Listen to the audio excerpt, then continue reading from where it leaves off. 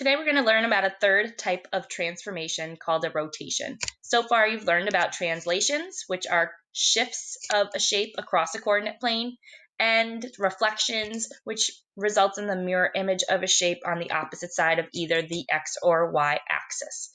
Today, a rotation is a transformation involving the spinning or turning of a figure around a fixed point called the center of rotation or the origin.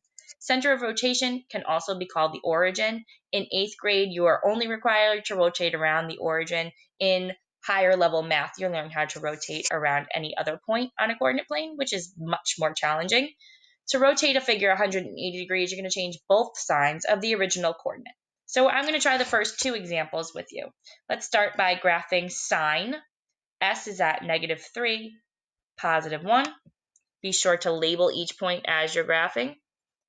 I is at -6, +1. G is at -6, +4. And N is at -3, +4. Resulting in a 3 by 3 square.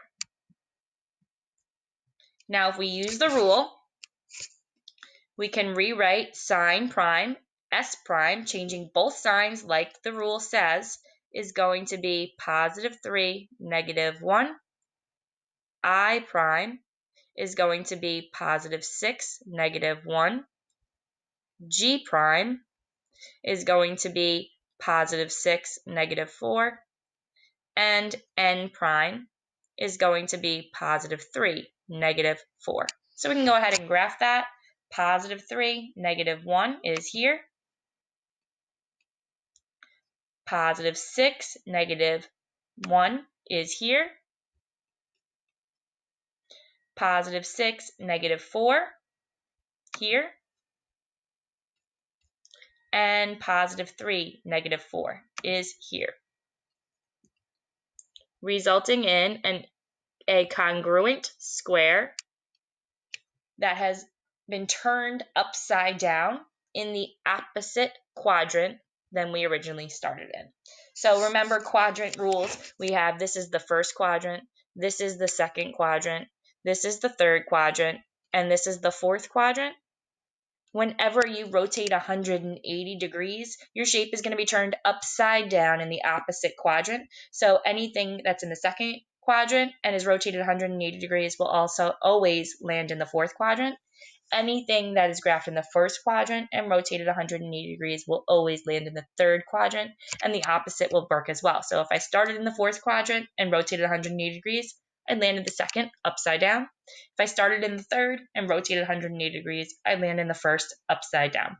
It's really important to be able to recognize whether it's a rotation or a translation. So since these two shapes are exactly congruent and squares, it kind of looks like I could have just shifted this shape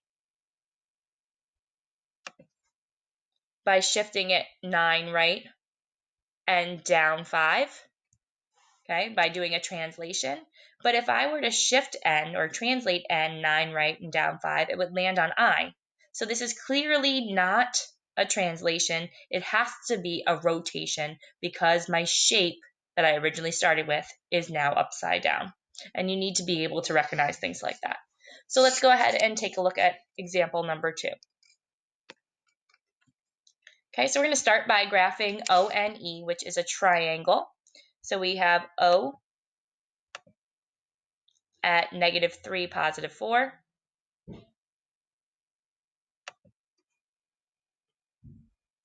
N at +2, +7.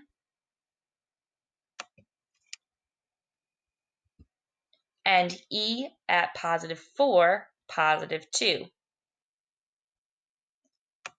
So this shape spans across 2 quadrants, the first and second quadrant. So when I graph it or rotate it like I was talking about before, it's also going to fall into 2 quadrants.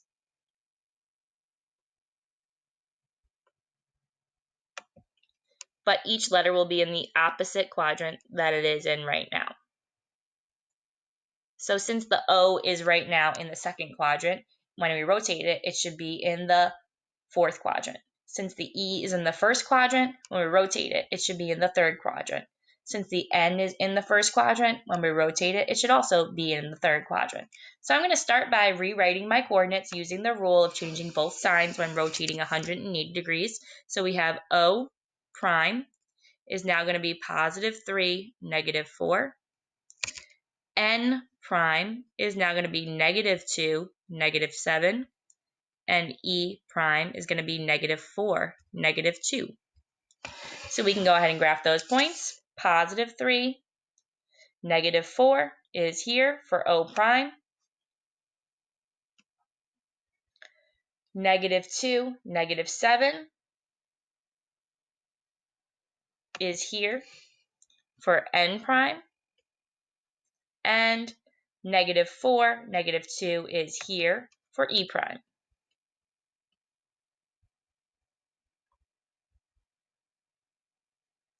So again, we get a congruent triangle that is rotated upside down and turned around the origin. So remember, the rule for rotating 180 degrees is just to change the signs, which is different than all the other rules we've seen before. And it's important to try to remember one rule from the others. It will make your life so much easier when doing rotations, translations, and reflections, and talking about transformations in general. So you're on your own for the rest of the lesson. We will be around to help you out.